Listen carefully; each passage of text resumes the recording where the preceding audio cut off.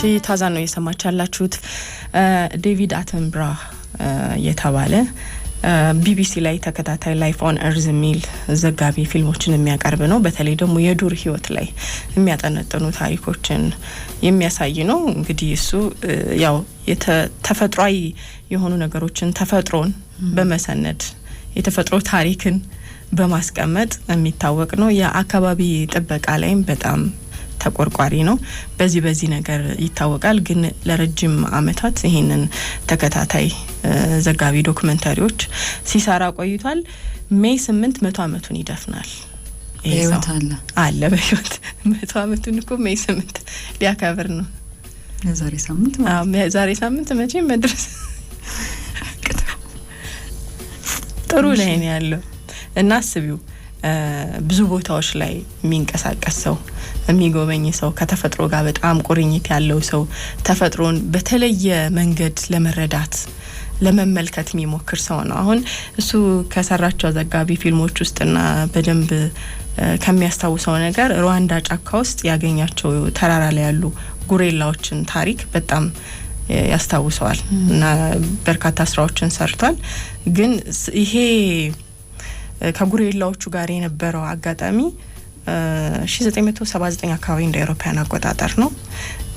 ምን ያክል ከተፈጥሯዊ ዓለም ጋራ እኛ ሰዎች ጥብቅ የሆነ ቅርብ የሆነ ግንኙነት እንዳለን ማሳያ ነው ይላልና ጉሬላዎችን በደንብ በቃ የተረዳበት ልክ እኛ ዓለምን በምንመለከት መንገድ ነው እነሱም የሚያዩት ብሎ የገለጸበት ነው። ጉሬላዎች በጣም አስገራሚ ነገር እንዳላቸው በጣም የበለጸገ ስሜት እንዳላቸው ያ ማለት በቃ አሁን እንስሳት ስሜት የላቸውም ብለን ነው የምናስበው። ለማነፍስ ነው እንጂ በቃ ስሜት አላቸው፣ ይጫወታሉ፣ ያቀርባሉ፣ ኬሪንግ ናቸው፣ ይጠነቀቃሉ፣ ያስባሉ የሚለውን ነገር ልክ እንደሆነ እንደ ጫካ አውሬ የምናያቸው ሳይሆን ተባባሪዎች፣ ተፋላሚዎች፣ ለመማር አዲስ ነገር ለማወቅ የሚሞክሩ ከአካባቢያቸው ጋር ተላምደው ለመኖር የሚሞክሩ ናቸው ብሎ ገልጿቸዋል። ስለዚህ ተፈጥሮን ባለው ኦብዘርቬሽን ወይም እይታ በጣም ለመረዳት የሚሞክር ነው እያንዳንዱ ነገርና በደንብ ስለ ተፈጥሮ እንድናቅም ያደርግ ሰው ነው። ላይፍ ኦን እርዝ የሚለው ይሄ ስራው እንግዲህ ያው በርካቶች ሲያዩት የኖሩት ነው። ከዛ ውጪ ከካሜራ በስተጀርባ ያሉ እውነታዎችን ጨምሮ አሁን ደግሞ ሜኪንግ ላይፍ ኦን እርዝ የሚል አዲስ ዶክመንታሪም ይሰራለታል ተብሏል በቢቢሲ በኩል 100 አመቱን ሲደፍን ማለት ነው። ለዚህ ሰው እንግዲህ የሚሰሩ ዘጋቢ ፊልሞች ይሆናሉ። ያው አንዱ ነገር ምንድነው ስለሱ ሲነሳ በሙያ ውስጥ ያሳለፈው ጉዞ አለ። ግን ከዛ ባለፈ ደግሞ እንዴት 100 አመትን ደፈነ በጤንነት የሚለውን ነገርም ማየት ፈልገዋል።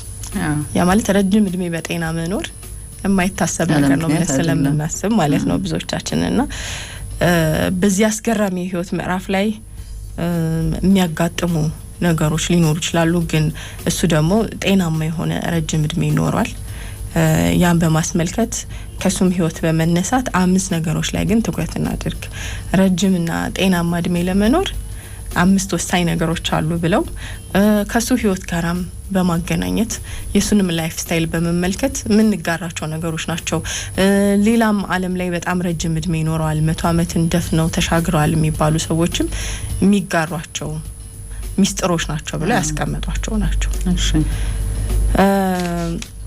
ሌላው ጥናትም ተደርጓል ስለ ረጅም እድሜ ከመኖር ጋር በተገናኘ የተቀመጡ ጥናቶች አሉ። አሁን መግቢያችን ላይ እንደተጠቀስ ነው ላለፉት 2 አስርት አመታት አማካኝ የመኖር እድሜ ጨምሯል ነው በመላው ዓለም ሲታይ። ያ ደግሞ አንዳንድ ከህክምናው ጋር የሚተያዙ ለውጦች አሉ።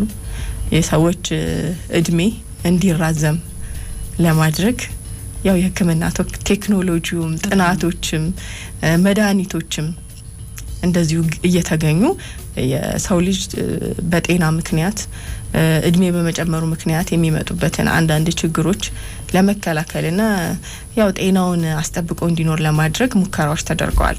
አንዳንድ ምንም መድኃኒት አልተገኘላቸውም የተባሉ ወይም ገዳይ ናቸው የተባሉ ህመሞች ሳይቀሩ በሽታዎች ሳይቀሩ በህክምና ምክንያት የሰዎች እድሜ እንዲራዘም ተደርጓል። እነዚህ ግኝቶች ቀላል አይደሉም። እሱም ሆኖ ግን ያው በሕክምናው ያለው ግኝት እንዳለ ሆኖ ሰዎች የጤና ሁኔታቸውን እንዲያሽቆለቆሉ ወይም ደግሞ ከእድሜያቸው ሳይደርስ እንዲሞቱ የሚያደርጉ ምክንያቶች አሉ። እነዛ እንግዲህ የላይፍ ስታይል ጉዳይ አንዱ ነው። የኑሮ ዘይን ማሻሻል የሚመከር ምክር ነው አሁን ላይ። ከዛ ውጪ ለሰው ልጆች እድሜ መራዘምና ጤናማ ህይወት አስተዋጽኦ ያደርጋሉ የተባሉት ውስጥ የተመጣጠነ ምግብ መመገብ አንዱ ነው።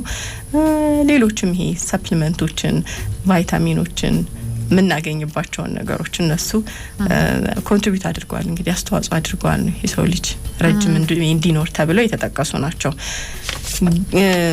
የመጀመሪያው ነገር እንግዲህ እንቅስቃሴ ተብሏል። ባለፈውም ስናወራው ነበር።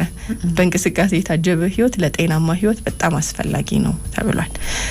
እንቅስቃሴ በጣም ወሳኝ ሆኗል። በቂ ኃይልን ሰውነት ማውጣት አለበት። ይሄም ደግሞ ጤናማ ሜታቦሊዝም እንዲኖረን ያደርጋል። የጡንቻችን ጥንካሬም ስራም ተጠብቆ እንዲቀጥል ያደርጋል ነው። እነዚህ ዋነኛ አሰራሮች ላይ ባለው በቀጣይም ህይወታችን ማስጠበቅ ከቻልን የረጅም እድሜ ለመኖር እንቅስቃሴ በጣም ወሳኝ ሆኗል የሚለውን አስቀምጠዋል። ቢያንስ ደግሞ በሳምንት 2 ጊዜ ይሄ ላብ እስኪያልብሽ የምታደርጊው እንቅስቃሴ አንዳንዴ ዝም ብሎ ወክ ማድረግ ብቻ ሳይሆን ላብ ሊያልባችሁ ይገባል የሚለው ነው። ሰውነታችን ቢያንስ በሳምንት 2 ወይም አንዴ እንደዛ አይነት እንቅስቃሴ ብናደርግ በምንሰራቸው አካል ብቃት እንቅስቃሴዎችም ሊሆን ይችላል፣ ወክም ግርጉዞም ስናደርግ ሊሆን ይችላል። ይሄ ተገልጿል። እንግዲህ ስለ ዴቪድ አተንብራም ስናወራ በእንቅስቃሴ የታጀበ ህይወት ያለው ነው። ተራሮችን፣ ወንዞችን፣ ብዙ ቦታዎችን፣ መልክዓ ምድሮችን እንደዛ አይነት ላይፍ ስታይል ውስጥ ያሳለፈ ሰው ነው እና ረጅም እድሜ በመኖር ውስጥ እንቅስቃሴ በጣም አስፈላጊ ነው ተብሏል። ረጅም ሰዓት መቀመጥ እና ምንም አይነት እንቅስቃሴ የሌለው ህይወት መምራት ያው አንዱ እድሜ ማሳጠሪያ እንደሆነ እየተገለጸ ይገኛል። አሁን ተንቀሳቀስኩ ብለን ራሱ የውሸት መንቀሳቀስ አለ። ዝም ብሎ ሰውነታችን ይደክማል ግን ሪላክስ አላረገም። ላብ የሚሉት ነገር በብዙ መንገድ ፈትኛዋለሁ ራሴን። ለምሳሌ ብዙ ተጉዘሽ ወርደሽ ወጥተሽ ደግሞ ደረጃዎች በእግርሽ ስትወጪ የእውነት ከጸጉርሽ ጀምሮ አለና የመድከም ስሜት ይሰማሻል፣ ግን ሪላክስ የማድረግ ስሜት ይመጣል ቀጥሎ በደንብ ሰውነትሽ መልስ ይሰጣልና ጂምም ለውጡ በብዙ የሚመከረውም ለዛ ነው። ላብ በላብ ሳይሆን የሚወጣ ሰው የለም። የሰሞኑ ሙቀት ግን እንዲሁም ላብላብ ይላል። በቃ እሱ የስሙ መንገድ ላይ በተለይ በፀሐይ ትንሽ ሄደሽ ድካም ነው የሚለቅብሽና ያው አንዳንድ የአየር ሁኔታዎች ሌሊትም ቀንም ከበድ ሊሉ ይችላሉ። ሌላው እየመጣ ነው ውጥረት ነው። ሌላው የሰው ልጅን እድሜ የሚያሳጥር የተባለው በጣም ክሮኒክ የሆነ ስትረስ ወይም ውጥረት ጤና ላይ ከባድ ተጽዕኖ እንዳለው ተነግሯል። ውጥረት ራሱ ስትረስ ማለት ነው የውጥረት ሆርሞኖችን እንዲባዙ ነው የሚያደርገው። ይሄ ደግሞ በታይሮይድና ሌሎች ሆርሞኖች መዛባት ምክንያት ይሆናል ነው። የምግብ መፍጫ ስርዓታችን ላይ ተጽዕኖ ያደርጋል። ለሰውነታችን አስፈላጊ የሚባለው ይሄ ደግሞ የምግብ ንጥረ ነገሮች እንዳይዋሃዱ በሰውነታችን ውስጥ አብዞርብ እንዳይደረጉና እንዳይፈጩ ምክንያት ይሆናል ተብሏል በውጥረት ምክንያት። ስለዚህ ውጥረትን ማስተዳደር ላይ ከውጥረት ነጻ የሆነ ህይወት ላይ ኖረን ይችላል። ግን ሁሌም የሚባለው ውጥረትን እንዴት ነው ማኔጅ የምታረጉት ነው። የውጥረት አስተዳደራችሁ ምን ይመስላል የሚለው ላይ በጣም መስራት ያስፈልጋል ማለት ነው። እረፍት ማድረግን ከዛ ውጪ ደግሞ ትኩረት ለመሰብሰብ የሚደረጉ እንቅስቃሴዎችን ማድረግን የመሳሰሉት ላይ ውጥረት አስተዳደር ላይ ጠቃሚ የሚባሉ ነገሮችን ሁሉ ማድረግ በጣም አስፈላጊ ይሆናል ማለት ነው። ምክንያቱም ስትረስ ውጥረት አንዱ የሰው ልጆችን ህይወት እያሳጠረ ስለሆነ ከውጥረት ነጻ ሆነን እንኖራለን ነው ያው የለም። አሁን በተለይ በጣም በብዙ ነገር ውጥረት ውስጥ እየገባን ያለንበት ህይወት ነው። ግን የማስተዳደሪያ መንገዶችን ደግሞ ነው እንዴት ነው ማኔጅ እያደረግን ያለ ነው። ስናርፍ ከልባችን ነው የምናርፈው? ሰውነታችንን እናዳምጠዋለን ወይ?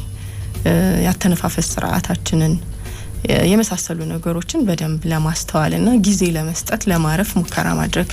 ሌላ እንቅልፍ ነው። እንቅልፍ በጣም ወሳኝ ነገር ሆኗል ማለት ነው። ረጅም እድሜ በመኖር ውስጥ በጣም ብዙ በርካታ ጥሩ ነገሮች እንቅልፋችን ውስጥ ይፈጠራሉ ተብሏል። ይህም ለረጅም እድሜና ጤና አስተዋጽኦ ያደርጋል። ለምሳሌ ስንተኛ የቲሴልስ እናመርታለን። ይህም ደግሞ በሽታን የመከላከል ስርዓትን ይቆጣጠራል ተብሏል። ስለዚህ ሁሌም አስተማማኝ ጥራት ያለው እንቅልፍ ለመተኛት እንሞክር ተብሏል። ማታ ላይ ለምሳሌ ለመተኛት ችግር የሚሆኑብን እንቅፋት የሚሆኑብን ልማዶች ካሉ እነሱን መተው ያስፈልጋል። ብዙ ሰው እየተቸገረ ያለው አሁን ያው ስልኩን እያየ ነው ወደ መኝታው የሚሄደው።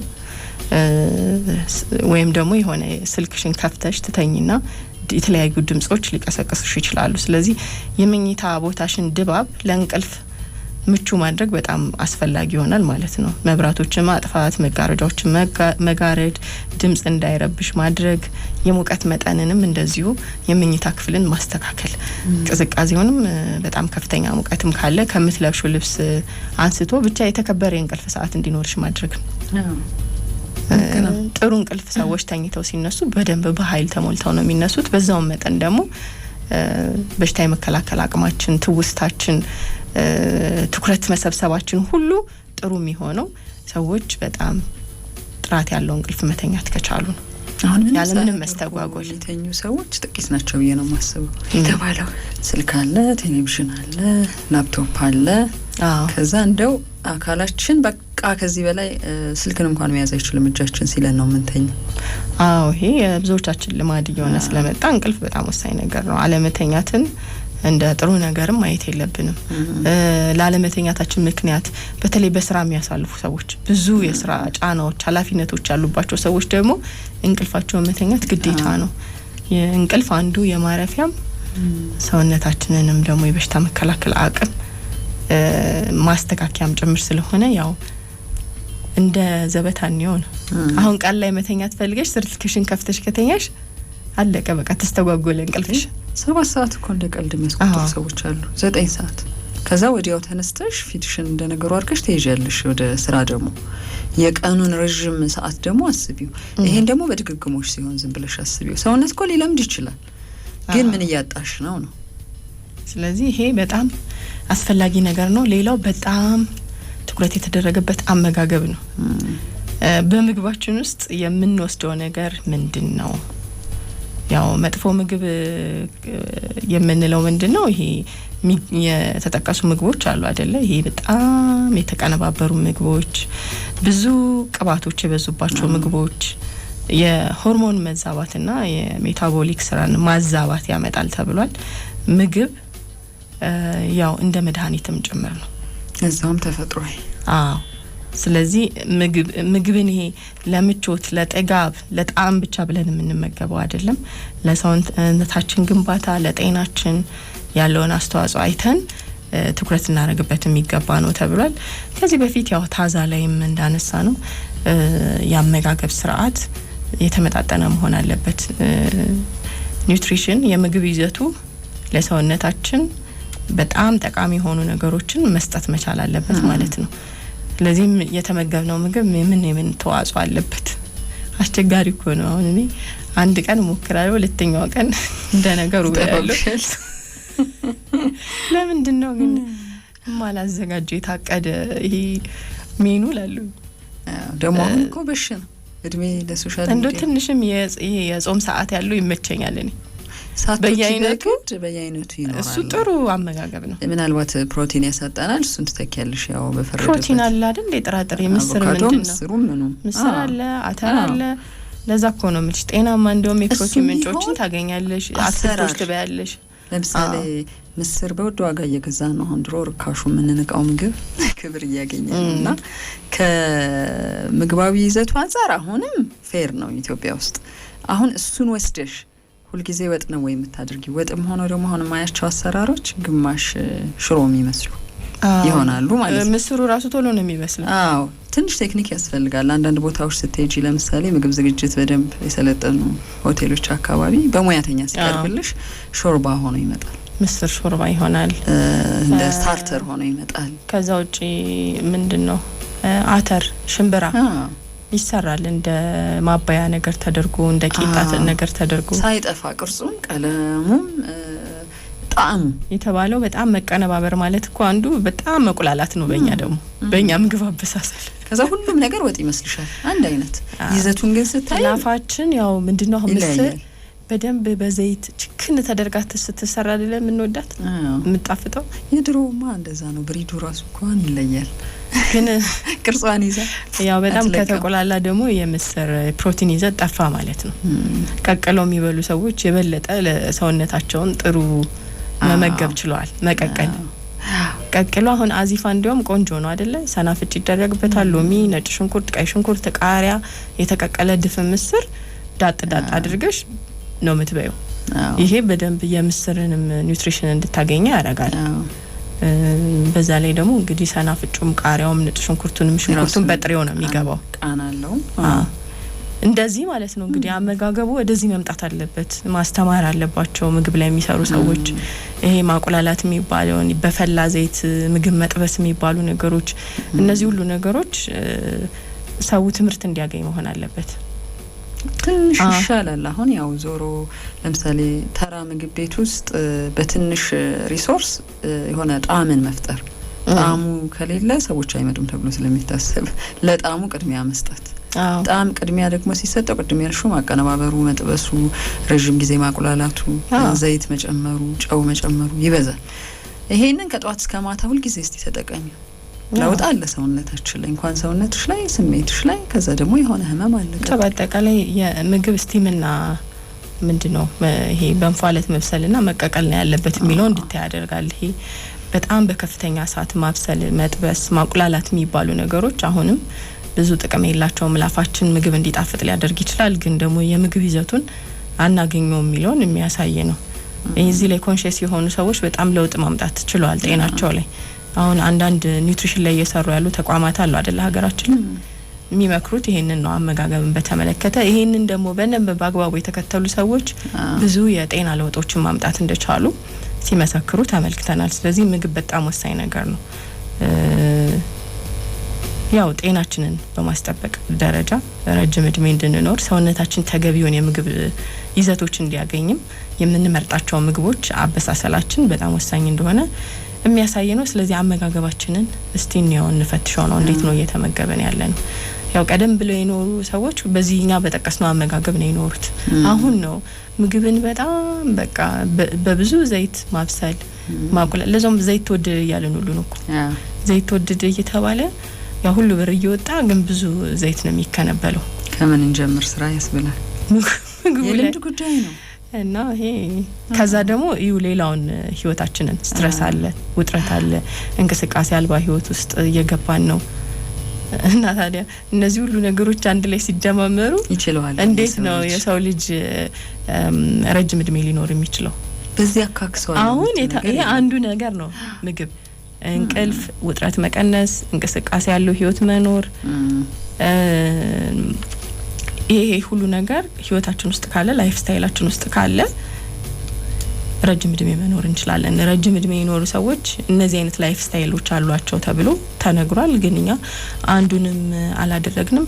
በትብብር እንዲያውም ለአንዱ ደጋፊ የሆነ መጥፎ ላይፍ ስታይል ውስጥ ነው የምንገኘው። ትክክልም ይመስልሻል? ሁሉ ቦታ ሲደረግ የሆነ ለየት ያለ ቦታ ስትሄጂ ያፈነገጠ የምግብ አበሳሰል አርገሽ ታስቢዋለሽ። የመፈላሰፍ አይነት ነገር ይመስላል። የሰው ልጅ ታዲያ ለምንድን ነው አሁን በዚህ ህመም ተይዘሃል ተብሎ ሲባል ግን የመጨረሻውን ጥረት ያደርጋል? ያ ህመም እንዳይጥለው ወይም ተላምደሽ አብረሽ እንድትኖሪ ደህንነት፣ ጤና እንዲሰማሽ ለማድረግ እኮ ጥረት ያደርጋል ብዙ ሰው። ለምሳሌ የሚበላውን የሚጠጣውን በእግራችሁ ተጓዙ ሲባሉ ትላልቅ ሰዎች ሳይቀሩ ይሞክራሉ። መድኃኒታቸውን በአግባቡ ይወስዳሉ። የመታዘዝ ነገር አለን ከሰማ ነው በኋላ ማለት ነው። አስቀድሞ ግን መከላከል የሚባለው ነገር ውስጥ እንብዛም ነው ብዙዎቻችን። በጣም ብዙ በሚጎዱ ነገር ላይፍ ስታይል ውስጥ እንገኛለን። የኑሮ ዘይቤያችን የሚጎዳን ነገር ላይ ትኩረት ያደርጋል። ሌላው የመጨረሻው ነገር የተቀመጠው ይሄ ማህበራዊ ህይወታችን ነው እና ይሄ ፐርፐዝ ያለው አላማ ያለው ህይወት የተባለው ነው። ከሰዎች ጋር ማውራት፣ ልምዶችን መካፈል፣ ከጎረቤቶቻችን፣ ከቤተሰቦቻችን፣ ከጓደኞቻችን ጋራ ግንኙነት መፍጠር ንቁ ህይወት እንዲኖረን ያደርጋል ተብሏል። በህይወት ውስጥም ይሄ አላማ ያለው ህይወትን እንድንኖር እንድንነቃቃ ያደርገናል። ስለዚህ ዙሪያችን ላይ ይሄ የሚደግፉን የሚያግዙን በማንኛውም በደስታም በሀዘንም ሰዎች ዙሪያ ያሉ አጠገብ ያሉ የሚለውን ነገር አክቲቭሊ በንቃት የምንሳተፍበት ህይወት ከሆነ ይሄም አንዱ ለጤናማ ህይወት እና ለረጅም እድሜ በጣም ወሳኝና አስፈላጊ ነው ተብሏል። እና እነዚህ 5 ነገሮችን ተመልከቷቸው ብለው አስቀምጧቸዋል። እንዲሁም ዝም ብሎ ዘመን ይዞብን የመጣ ፈተና አለ አይደለ? ሳይንስና ምርምር ራሱን የቻለ ትልቅ አስተዋጽኦ ለምድራችን ያደርጋል። የዛኑ ያክል ደግሞ በደንብ መቆጣጠር ካልተቻለ አፈንግጠው የሚወጡ ነገሮች አሉ። ከዚህ ቀደም አንድ ዘጋቢ ፊልም አይቻለሁ። ይሄ የላብራቶሪ ኪችን ነው ያለነው በሚል በጣም ብዙ የተዳቀሉ ምግቦች ናቸው ቤታችን የሚመጡት። በጣም አልተዳቀለም ብለሽ የምትሆን ለይተሽ ማውጣት ራሱ እስከማትቺ ድረስ። ስለዚህ ወዴት እየተሄደ ነው? መዳቀሉን እሺ መከላከል ማልችል ከሆነ የመዳቀሉ ደረጃ ቢያንስ ሊታወቅ ይገባል። 10ኛው የመዳቀሉ ውጤት ነው፣ 2ኛው የመዳቀሉ ውጤት ነው የሚለው እሱ ግለሰብ ማድረግ አይችልም። ቢያንስ ግን ለምሳሌ አንድ የተፈጥሮ ምግብ ለ30 ደቂቃ ሲቁላላና ለ3 ደቂቃ እኩል አይደለም። ቢያንስ እኔ ላደርግ የምችለው ነገር ማለት ነው። ምግቦቹን ስርዓት አስይዤ ማሰባጠር ሲኖርብኝ አንዱ ነገር ላይ ብቻ ማተኮሬ የኔ ውሳኔ ነው የሚሆነው። ስለዚህ አንዱ ሊገልሽ ቢመጣም በአንዱ እያረከሽ ነው ትጁ ማለት ነው። ቢያንስ አሁን ከተዘረዘሩት ነገሮች ውስጥ የተወሰኑትን ለማድረግ መሞከር። ያው ምግብ ወሳኙ ነገር ነው። ከምግብ ጋር ደግሞ በጣም ቢዚ የምንሆን ሰዎች ከሆነ ውጥረትን ማስተዳደር የሚባለው ነገር ላይ መስራት አለብን። ረጅም ሰዓት ቁጭ ብለን የስራ ባህሪያችንም ሊሆን ይችላል የምንውል ከሆነ እንቅስቃሴ ሊኖረን ይገባል። አሁን ብዙ ተቋማት በየመስሪያ ቤቱ ጂም እንዲኖር እንደዚህ አይነት ተነሳሽነት ወስደው ሰራተኞች ከስራ በኋላ በነፃ የአካል ብቃት እንቅስቃሴ እንዲያደርጉ እንደዚህ አይነት ግንባታዎችን እየሰሩ ይገኛሉ። ለምን አንዳንድ ተቋማት ላይ ምንም አክቲቭ የሚያደርግሽ እንድትንቀሳቀሽ የሚያደርግሽ ስራ ላይ ሆን ይችላል። ረጅም ሰዓት ቁጭ ብለሽ ምሳሌው ፕሮጀክት ይኖራል፣ ሪሰርች ይኖራል፣ ስብሰባ ይኖራል፣ ሰዎችን ማስተናገድ ይኖራል። ስለዚህ ምንም እንቅስቃሴ የለም። ስትሄጂም በመኪና ትሄጃለሽ፣ ትገቢያለሽ ቤት።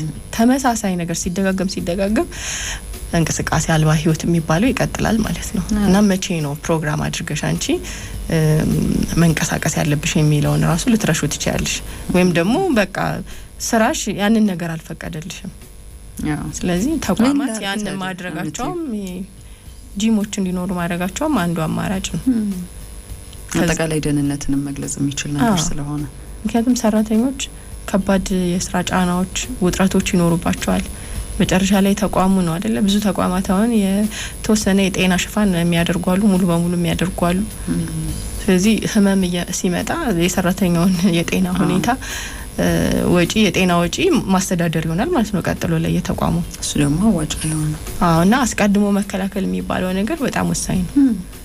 አይምሮ ጥሩ የሆነ ሰራተኛን ራሱ ማሰራት የአካል ብቃት እንቅስቃሴ አንዱ እኮ እሱ ነው። ደግሞ ሪላክስ ያደረገ ማንነት ያላቸው ሰራተኞችን እንድትይዥ ያደርጋል። ጠዋት ማታ ቢያንስ በሳምንት 3 ቀን የምትነጋገሪበትም ጉዳይ አይሆንም። አሁን ብዙ ሰራተኛ የት ሄጄ ልስራ ነው ጥያቄ። ይሄው እዚህ ያለ ሲባል የአመለካከት ለውጥ ነው መጀመሪያ የምትሰሪው እንጂ ሰበብ አያረግብሽም የት ሄጄ ልስራ የሚለው። መቼም ያው የትራንስፖርት ችግሩ በጣም ከባድ ሆኖ ነበር አይደል?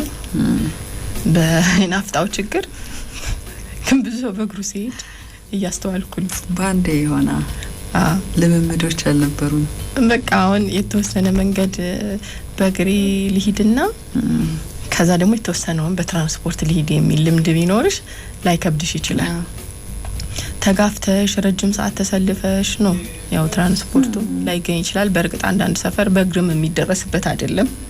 ግን የቅርብ ርቀት ያሉ ቦታዎች ላይ ልምድ ያደረጉ ሰዎች አሉ። ለምሳሌ ከዚህ ከብሔራዊ ሜክሲኮና የተወሰነ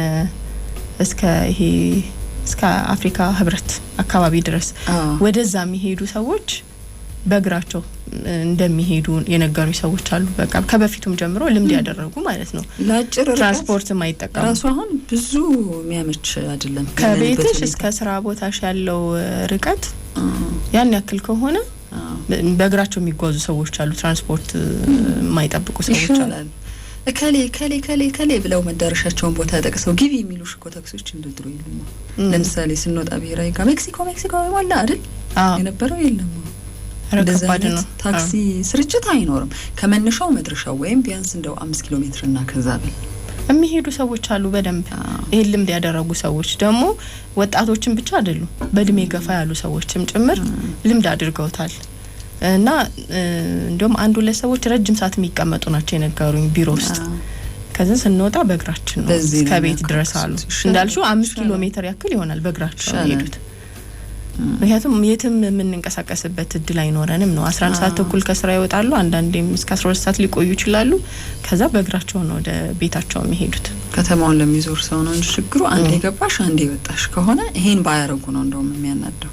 በምን ያካክሱታል? አንድ ደግሞ ማቀው ሰው እንደዚሁ 60ዎቹን አልፏል እድሜው፣ 60 አጋማሽ ይሆናል።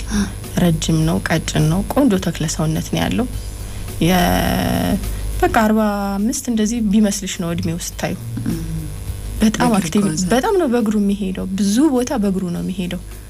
መኪና አይዝም፣ ሆን ብሎ ማለት ነው በእግሩ። ከዛ ያልኩሽ ደግሞ ማህበራዊ ህይወት ንቁ ተሳታፊ ነው። በጣም በብዙ ጉዳዮች ላይ ሰዎችን የሚያስተባብር ቤቱም ማህበራዊ ህይወት ላይ በቃ በደንብ ሰዎች እንዲመጡ እንዲገኙ የሚያደርግ ለቅሶ በዩ፣ ሀዘን በዩ፣ ሽምግልና በዩ በብዙ ቦታ ለሰዎች የሚገኝ በእምነት ተቋማት በጣም የሚገኝ ሰው ነው። እና ሁለት ነገሮች አይቻለሁ። አመጋገቡን አላቅም፣ ግን እንዲሁ ስናወራ በቅርብም ከሚያውቀው ሰው ጋር በጣም ነው በእግሩ የሚጓዘው የሚለውንና ይሄ የማህበራዊ ህይወት ወዳድነትና ንቁ ተሳትፎ ማድረግ፣ ሰዎችን ማስተባበር፣ መገኘት ከቤተሰብ ጋርም ጭምር። አንዳንድ ሰው ለውጭ ብቻ ነው የሚሯሯጠው ቤቱ ሲሄድ አኩራፊም ተቆጭም ሊሆን ይችላል። ምንም ብዙ ያን ያክል ቦታ ላይ ኖር ይችላል ለቤተሰቡም ጭምር በጣም የሚገኝ ሰው አቬሌብል የሆነ ሰው ነውና በቃ ይሄ ትርጉም ያለው ህይወት የሚኖር ሰው አለ አይደል? እንደዛ አይነት ሰው ነው። እና ቀላል አይደለም። አንዳንድ ነገር ህይወታችን ውስጥ የሚሰጠን ጥቅምና ለውጥ አለ። ረጅም ዓመት መኖር ማይፈልግ የለም መቼም። መቼም ደግሞ ረጅም ዓመት እንዴት በጤና ረጅም ዓመት እንዴት በጥሩ ቁመና ረጅም ዓመት እንዴት በምንድነው አይምሮሽን ጠብቀሽ እንደዛ ሲሆን ሙሉ ይሆናል። እየተጎዱም መኖር ከባድ ስለሆነ ስቃይ ስለሆነ አንዳንዴ በጣም እየተሰቃዩ እየተጎዱ የሚኖሩ ሰዎችን እድሜ አናደንቅም እኮ ስቃያቸው የበዛ ይመስለናል። እሺ ታዛ ነው እየሰማችሁ ያላችሁት። ታዛ